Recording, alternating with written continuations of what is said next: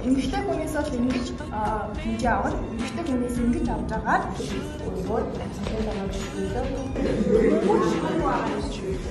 хит гэж сонсож байгаа хүнээр хит чанга бодлоо. Дээрээс нь хит сул гэж бодлоо.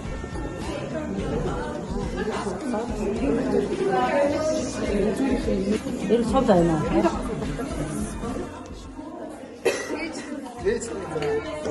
Энэ бас багын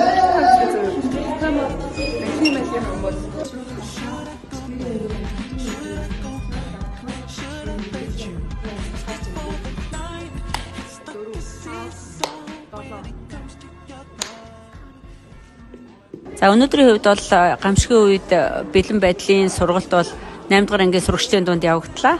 Тэгээ ер нь хүүхдүүдэд бол нэлээд юм сурсан гэж бодож байна.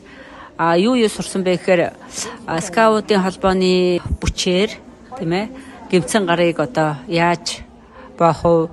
За дээрэс нь хим амсгал яаж авах вэ? Алдсан хүнд одоо ямар тусламж үзүүлэх гэдэг дээр бол илүү их эмчийн болон скаутын сурагчийн зөвлөгөө бол их сайхан байлаа.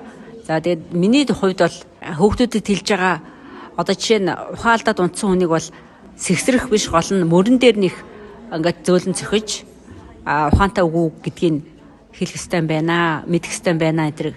Тэгээд амьсгалын замыг нь шулуун болгоод дараа нь одоо амьсгал зүрхний цохилтонд нь дэм өгөх юм байна гэдгийг л ойлгож авлаа.